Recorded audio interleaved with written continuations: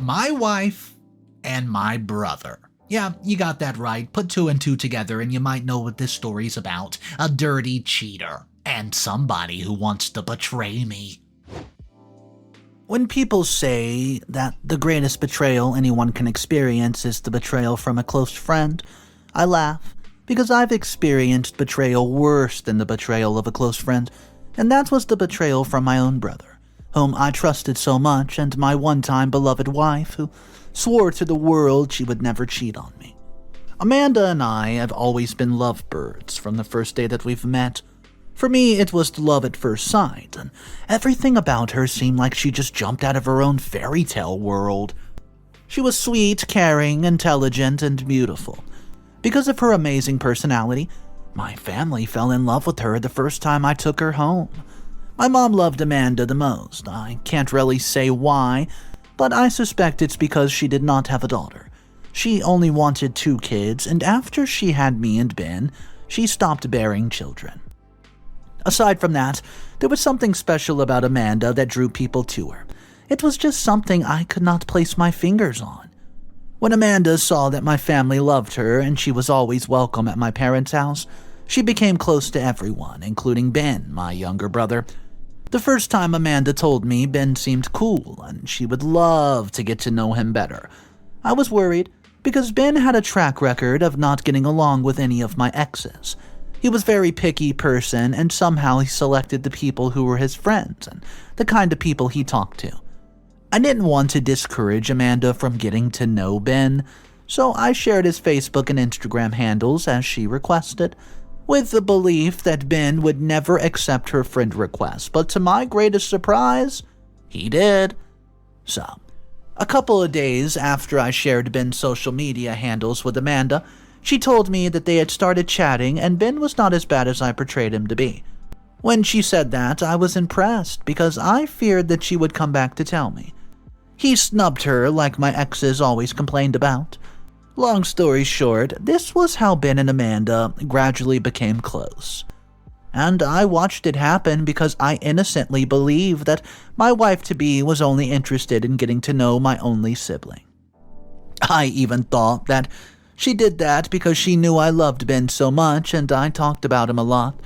So, getting close to him would win my heart in some ways. Amanda and I dated for more than 3 years before we got married, and the reason we dated for that long was because our relationship had always been on and off. Although I never caught Amanda cheating on me per se, I always suspected that she was being sneaky and was hiding something from me. I suspected this because despite dating her for so long, I never accessed her phone on my own or knew her password, and she was also careful to not let me see her password whenever she typed it. And this just did not sit very well with me at all. Every time I asked her why I did not have access to her phone, she would tell me I was making a mountain out of a molehill, and this always caused a fight between us. It's not that I was the kind of man who did not respect her privacy or anything like that. I did, and she respected mine too. I just believed it was okay for couples who were in a committed relationship to know each other's passwords just in case of some sort of emergency. Aside from this, Amanda and I had broken up twice because of a minor disagreement, and I ended things because of my hot temper. But after a few days, I'd go back just to reconcile.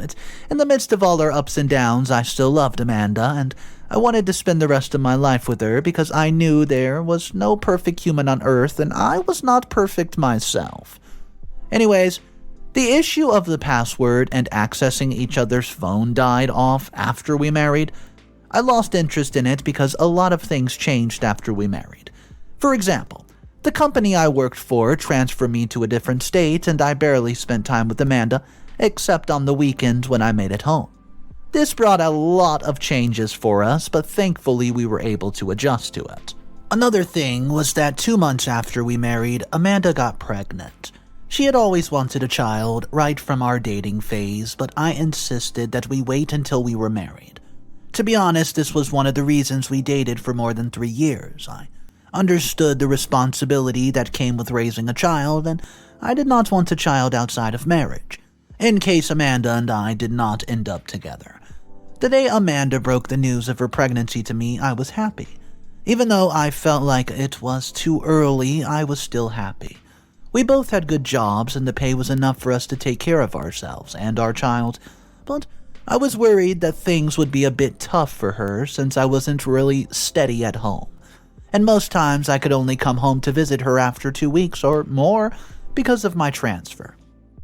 Sadly, Amanda could not relocate with me because of her work, and mainly because everything happened so fast and we did not have enough time to plan for the changes. In the second month of Amanda's pregnancy, she started complaining badly. She complained of waist pain, back pain, and all the discomfort that comes with being pregnant, so we were forced to hire a maid. Somebody who would come around the house to help out with house chores, groceries, shopping, laundry, and even cooking. This was the only thing that we could do to help her out since she refused to move in with my parents for the time being.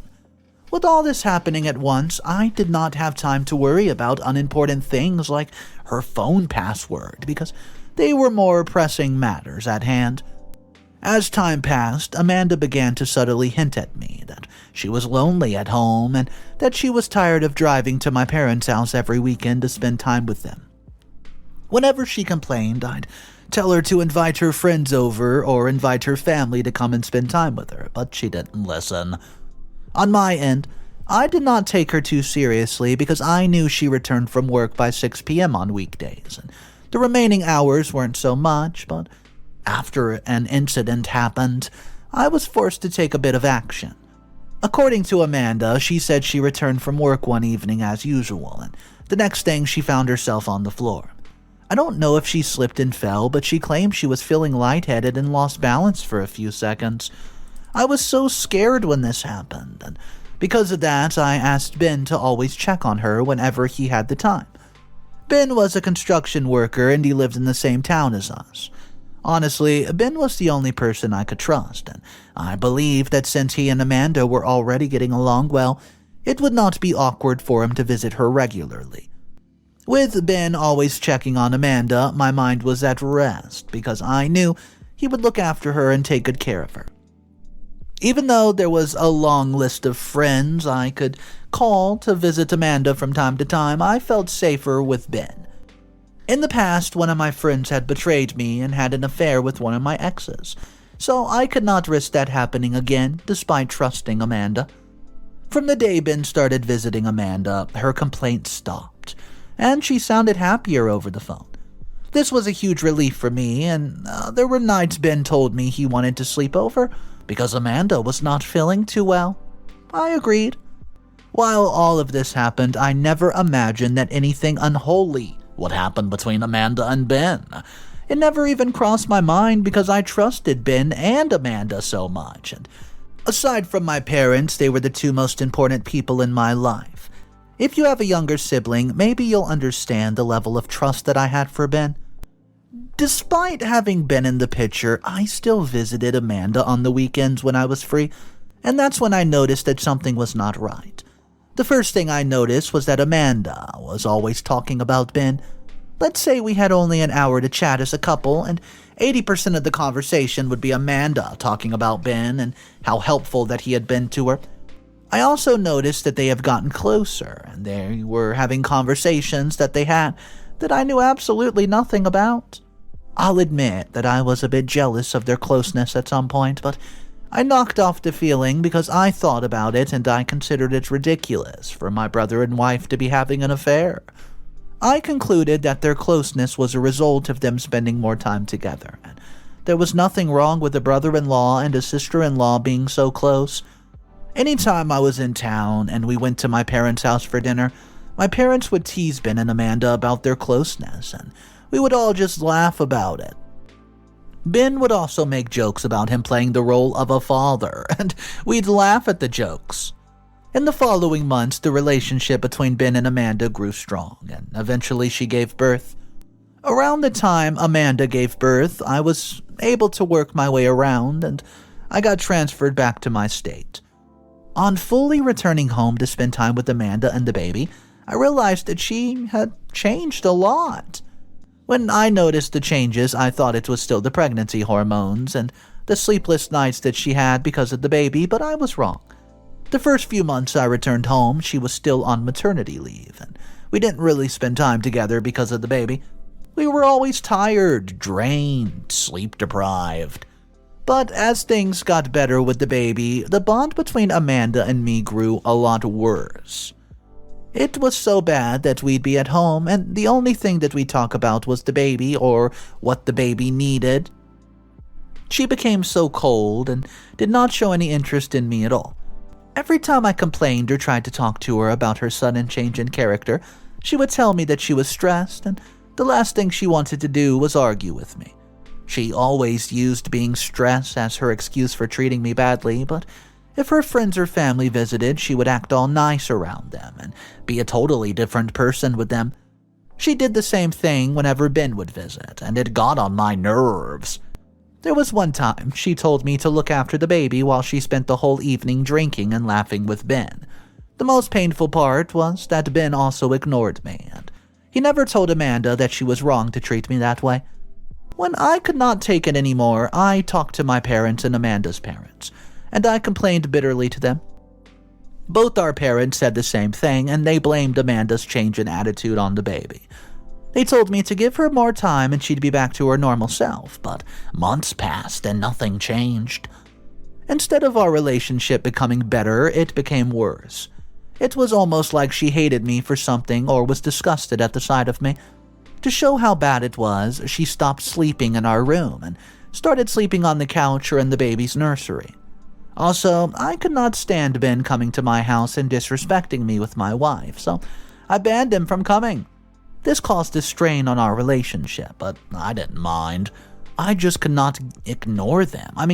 Meanwhile, I'd already started nursing the idea that Amanda was cheating on me.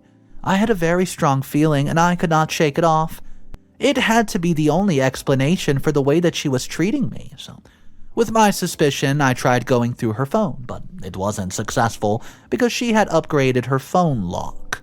I was not the kind of man who would wait for his spouse to sleep so I could go through her phone. I believed that it was dumb to do that. Instead, I got some cameras and installed them. There were those small cameras that were not easy to detect, and I did this because I knew she would definitely call or talk to another lover whenever I wasn't at home. My suspicions turned out to be correct, but it came with its own dose of heartbreak and betrayal. 2 days after I secretly installed the cameras in the house, I saw something that altered the rest of my life. That day, I was in the office, and there were some hours left for me to retire for the day. I decided to look at the footage since I wasn't doing anything. And to my greatest surprise, I saw Ben and Amanda kissing, making out in the living room. He had taken off his clothes, and Amanda was wearing just her bra and sweatpants. Words cannot describe how I felt as I watched my wife and brother intensify their unholy affair in the presence of an 8-month-old baby. I was so mad, and I can't explain how I drove home in one piece without being hit or hitting another vehicle. Already, I banned Ben from coming to my house, so he was already in a lot of trouble. So far, I've read a lot of stories about infidelity here on this platform, and I knew it would be stupid of me to pull over in my driveway. So I parked my car close to my house and walked quietly to the front door. Funny enough, they did not lock it because they weren't expecting me home by that time, and as soon as I stepped inside the house, Amanda froze. She was the first to see me, and she tapped on Ben. I was so mad. I vented all my anger on Ben before throwing him out of the house. Then I tried to kick Amanda out of the house without the baby, but she refused to leave. She created a scene outside the house and did not even show remorse about her infidelity. Her yelling even attracted the neighbors and passerbyers. When I could not stand her anymore, I cuddled the baby and told Amanda that she was wasting her time if she believed I'd take her. Well, she's not going to get the baby either. And that's when Amanda looked me in the face and said the baby wasn't mine in the first place. She told me that she's been having an affair with Ben even before we married, and she only played her cards well because she knew I trusted Ben so much I'd ask him to check up on her since I was away. I could not believe everything she said, and I thought that she was only saying that to get to me, but the moment she said I could go ahead and do a paternity test, if I did not believe her, I knew she wasn't bluffing. To cut a long story short, I did the paternity test and the result showed that I was not the baby's father. Ben was. And the most heartbreaking part was that he knew it. When I confronted him, he said that it happened by mistake and that Amanda assured him that I would never know the truth. All of this happened 3 months ago, guys, and since then I've been the same person. I would not have shared this story because it's a very shameful thing to share, but last week Amanda reached out to me and she said that I'm still the baby's father, even though Ben is the baby's biological father. She's been calling me repeatedly with different numbers, and it's becoming unbearable. I've cut all ties with Ben completely, and because of that, my family and I are not on speaking terms. Everyone's saying I'm taking this too far, but no one understands how hurt I am. Am I the a-hole for cutting ties with Ben after what he did to me? I don't think I can ever forgive him or Amanda for playing me like this. Update number 1. Hello everyone, and thank you for your comments. Some of you are saying that it's partly my fault that my wife cheated on me with my brother. I fail to see how. Why on earth would it be bad for a brother to ask another brother to periodically check on his wife while he's away? If I had a sister, I would have asked her to do the same thing, and I didn't see anything wrong with that. It's really heartbreaking that Ben and Amanda wanted to keep the secret away from me, and only God knows how long that they've been keeping silent if this did not turn out the way that it did. Someone commented that Ben was not actually joking when he said he was playing the role of a father. Well, I actually thought about it, and I realized he did not only fool me, but he fooled our parents as well. Speaking of my parents, they could not believe Ben would do a thing like that to me. Even as I make this update, everything still feels like a dream to me. In the past, I used to think that people made it up when I read about sisters sleeping with their sister's husband or some sort of affair like that. But I no longer doubt it, not anymore. God knows I would have never harmed Ben or caused him any pain because he meant so much to me. But he didn't think about our bond or relationship when he was with my wife. Anyways, the reason I made this update is that I blocked all the lines Amanda has been calling me with, but she still found a way to keep calling me with new numbers. Remember, I said that I had cut ties with Ben, and I don't know what's been happening with my family. It turns out that my parents disowned me for what, well, he had done, and they cut ties with him too. I also don't know what has been going on with Amanda and her baby, so I was shocked when she showed up at my house yesterday. After months of not seeing each other, she looked so miserable, and she begged me to take her back. She claimed that if I really loved her as I claimed, then I would forgive her and not let the child come in between us. I thought it was a joke until she said it again. The sight of her and her baby erupted the anger feelings, and I tried to bury a long time ago, and I lashed out at them. It was through Amanda's manipulation cry that I knew her parents had disowned her too out of disappointment, and the rest of the family cut her off with the news of what she had done and reached everyone. After she caused a scene by begging and crying, I threatened to call the police on her if she did not get off my property. She left. I know the innocent baby does not deserve everything that's happening right now, but I cannot raise a child that's not mine, and I certainly cannot be with Amanda anymore. Because if she's capable of doing a thing like this, then she's capable of physically hurting me too. I've warned her not to show up at my place again. Hopefully, I will not have to make another update soon. Thank you guys for listening. Update number 2.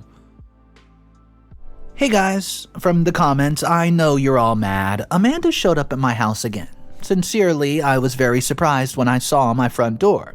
Anyways, I don't think she'll show up again because I threatened to call the police on her. Most of you commented that I should reach back out to my parents since they did not support Ben, so I reached out to them some days ago and we're fixing things now. I learned from my parents that Ben abandoned Amanda and their son and he fled to another country. The worst of all was that he left her with nothing, and that was the reason she started calling me repeatedly. When I told my parents Amanda's been calling me and she showed up at my place, they were so mad. I'd never seen my father that mad, and he called her all sorts of names. The kind of names that she deserved, to be honest. Concerning Ben, my parents said that he did not even show any remorse for what he's done. When they asked him why he chose to have an affair with Amanda, my wife of all people, his response was, "It is what it is." Even though my parents have agreed that Ben did a terrible thing, I know a part of them still wishes that we could salvage the situation and just go back to being a big happy family that we used to be.